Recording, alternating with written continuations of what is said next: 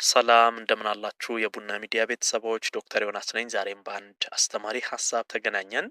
በዛሬ ፕሮግራሜ የምነግራችሁ ብዙ ጊዜ በጣም በርካታ ሰዎች መንታ ልጅ የመውለድ ፍላጎት አላቸው። እዚህ ጉዳይ ላይ የተለያየ ጥያቄዎችን የምትጠይቁኝ አላችሁ። መንታ ልጅ መውለድ እፈልጋለሁ፣ መንታ ልጅ ለመውለድ ምን ላድርግ? እንደዚህ አይነት ሀሳቦች አሉ። ስለዚህ ዛሬ እዚህ ጉዳይ ላይ ያሉትን ሳይንሳዊ ሀሳቦች እነግራችኋለሁ። እንግዲህ እንደሚታወቀው ልጅ የፈጣሪ ጸጋ ነው። አሁን በዓለም እንደዚህ ካረጋችሁ መንታ ልጅ ትወልዳላችሁ፣ እንደዚህ ካላረጋችሁ አትወልዱም የሚባል ነገር ሳይሆን ልጅ የሚሰጠው ፈጣሪ ነው። ዋናው ነገር ይሄ ከእምነታችሁ ጋር ያለው ጉዳይ ነው። ነገር ግን በዚህ ዓለም ላይ ደግሞ ስንኖር የተለያዩ ሳይንሳዊ ጥናቶች ይወጣሉ።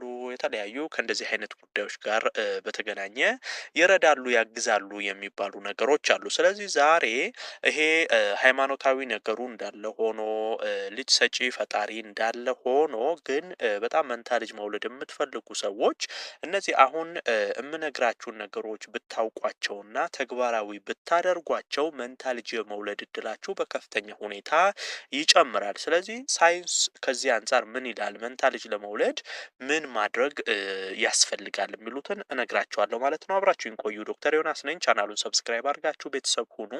ይህን መረጃም ላይክ፣ ሼር አድርጋችሁ ደግሞ ሌሎችም ጋር እንደዚሁ እንዲደርስና እንዲማሩበት እንድታደርጉ በክብር እየጠየቅኩ በቀጥታ እስቲ ወደ ሀሳባችን እንግባ።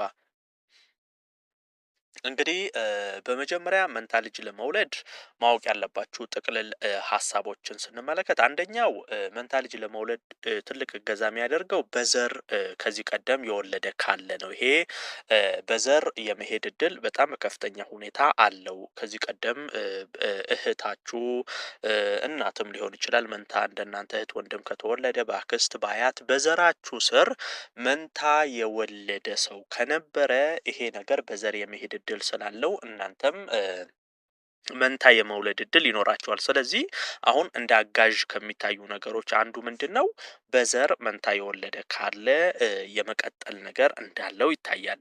ሌላው ደግሞ የሰውነት አቀማመጣችሁ በራሱ ይወስነዋል። ለምሳሌ አሁን ወፈር ያሉ ሴቶች ቀጠን ካሉ ሴቶች የተሻለ መንታ የመውለድ እድል አላቸው። ይሄ ከዚህ ቀደም በተለያየ ቪዲዮ ላይ ነግሬያቸዋለሁ። በተለይ ከግንኙነት ጋር ተያይዞ ባነሳናቸው ሀሳቦች እንደዚህ አይነት ሀሳቦችን አያይዤ ነግሬያችሁ ነበር። ለምሳሌ ወፈር ያሉ ሴቶች ቀጠን ካሉ ሴቶች የተሻለ መንታ የመውለድ እድል ያላቸው ይሄ ከማህፀና አቀማመጥ አንጻር ተጠጋግቶ ከመቀመጥ አንጻር በግንኙነት ጊዜ ከሚፈጠሩ ነገሮች አንጻር ከቀጠን አጠር ካሉ ሴቶች ይልቅ ወፈር ረዘም ያሉ ሴቶች መንታ የመውለድ እድላቸው እጅግ በጣም ከፍተኛ ይሆናል። ይሄ ምንድነው? ሰውነት ራሱ አንድ አጋዥ ነው ማለት ነው። እገዛ ያደርጋል። ወፈር ረዘም ማለት ቀጠን ብለው አጠር ካሉ ሴቶች የተሻለ መንታ የመውለድ እድል አላቸው። ይሄ አሁን ከተፈጥሮ አንጻር ነው። አሁን ሰውነት እንግዲህ እናንተ የምትሰሩት ነገር አይደለም። ያላችሁን ሰውነት አንድ መመልከት፣ ሁለተኛ በዘራችሁ ካለ መመልከት። እነዚህ ሁለት ነገሮች ከተፈጥሮ አንጻር የምናያቸው ናቸው። ከዛ ውጭ ግን ከተፈጥሮ ውጭ ደግሞ በተለይ ከአመጋገብ ከአኗኗር ጋር ተያይዞ እናንተ የምታደርጓቸው ነገሮች መንታ ለመውለድ የሚያግዙ ነገሮች አሉ። በተለይ ከአመጋገብ ጋር ተያይዞ ያሉ አንዳንድ ነገሮችን እንይ እስቲ። አንደኛውና ዋነኛው አሁን አመጋገብን ስናነሳ ይሄ ወተትና የወተት ፕሮዳክቶችን አዘውትሮ መጠቀም እንደውም በርካታ ጥናቶች ላይ የሚያሳየው 5 እጥፍ መንታ የመውለድ እድልን ይጨምራል ነው የሚሉት። እንደውም እንደዚህ አሁን አንድ ሴት ወተት፣ ይሄ የወተት ፕሮዳክቶች አይብ፣ ቅቤ እንደዚህ ከወተት ጋር የተያያዙ ነገሮችን በደንብ የምትጠቀም የምትወድ አይነት ሴት ከሆነች መንታ የመውለድ እድሏ በ5 እጥፍ ይጨምራል። ይሄ ከወተት ፕሮዳክቶች ጋር ተያይዞ ትልቅ እገዛን ያደርጋል። ስለዚህ መንታ መውለድ የምትፈልጉ አንደኛ ይሄ ወተትና ተያያዥ ነገሮች ላይ ትኩረት ብታደርጉ ይረዳችኋል። ሌላው ምንድነው? የዚንክ ፕሮዳክቶችን አብዝቶ መጠቀም እንግዲህ በውስጣቸው የዚንክ ይዘት ያላቸው ምግቦችን ሴቶች በደንብ መጠቀም አለባችሁ። እንግዲህ ዚንክ ሰውነት ላይ በደንብ እየጨመረ ሲሄድ መንታ የመውለድ እድል ይሄ ከግንኙነት ጋር ተያይዞ የሚፈጠሩ ነገሮች ላይ ትልቅ እገዛን እንደሚያደርግ ነው ጥናቶች የሚያሳዩት። አሁን ዚንክ ለምሳሌ እንቁላል ላይ በደንብ ታገኛላችሁ። ልክ እንደ እንቁላል ያሉ ምግቦችን በደንብ ብትመገቡ ሴቶች ሰውነታችሁ ላይ ዚንክ በከፍተኛ ሁኔታ እየጨመረ በሚሄድበት ጊዜ ይሄም እንደዚሁ ከምግብ ጋር ተያይዞ እገዛን እንደሚያደርግ ያሳያሉ ማለት ነው። ሌላው ደግሞ አንዳንድ ቲፖችን ለመንገር ለምሳሌ የወሊድ መቆጣጠሪያ ተጠቅማችሁ ማቆም። ልክ የወሊድ መቆጣጠሪያ አሁን ለረጅም ጊዜ የምትጠቀሙ ከነበረ እሱን ታቆሙትና ግንኙነት ታደርጋላችሁ።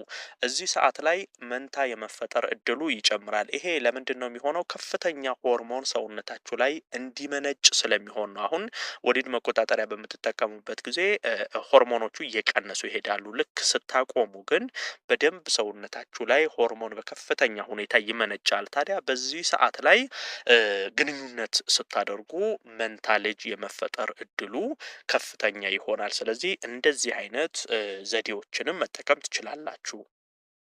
ሌላውና ዋነኛው ደግሞ ጡት በምታጠቡበት ጊዜ ግንኙነት ማድረግ ነው። ይሄም በነገራችን ላይ አሁን አንድ ልጅ ወልዳችሁ ጡት በምታጠቡበት ወቅት ላይ ግንኙነት ብታደርጉ በዚህ ሰዓት ላይም እንደዚሁ መንታ ልጅ የመፈጠር እድሉ እጅግ በጣም በከፍተኛ ሁኔታ ይጨምራል። ይሄ ከበፊት ጀምሮም የሚታወቅና ብዙ ጊዜም ውጤታማ የሆነው መንገድ ነው። ምክንያቱም ልጅ ወልዳችሁ ይሄ የምትታረሱበት ወቅት ላይ ከፍተኛ ሆርሞን የሚመነጭበት ሰውነታችሁ የሚፋፋበት ከፍተኛ እንደዚህ አይነት በተለይ መንታ ልጅ ለመወለድ ምቹ የሆነ ጊዜ ነው። ጡት በምታጠቡበት ወራቶች ላይ ያሉ ይሄ ልጅ ከወለዳችሁ በኋላ ያሉ ወራቶች ላይ ጡት ማጥባት ወቅቶች ላይ እንደዚሁ ግንኙነት ብታደርጉ እጅግ በጣም መንታ የመውለድ እድላችሁ ይጨምራል ማለት ነው።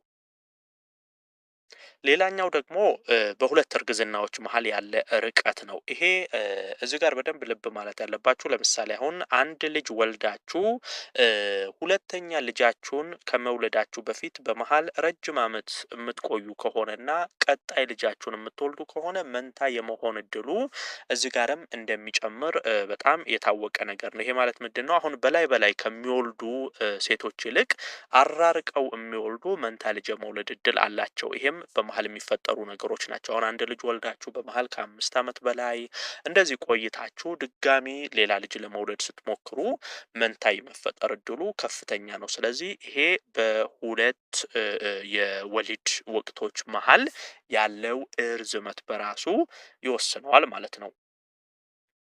እንግዲህ እንደ አጠቃላይ መንታ ልጅ መውለድ እፈልጋለሁ የምትሉ ሰዎች ይሄ ሃይማኖታዊ ነገሮቹ እንዳሉ ሆነው ልጅ የፈጣሪ ጸጋ ሆኖ ሳለ ነገር ግን ይሄ ከአኗኗር ከአመጋገብ ከዘር ከእንደዚህ አይነት ነገሮች ጋር ደግሞ ተያይዘው እነዚህን ነገሮች በደንብ ግልጽ አድርጋችሁ ተግባራዊ ብታደርጓቸው መንታ ለመውለድ እጅግ በጣም እገዛን ያደርግላችኋል ማለት ነው። ዶክተር ዮናስ ነበርኩ። ይህን ሀሳብ ላይክ ሼር አድርጋችሁ ለሌሎችም አድርሱ።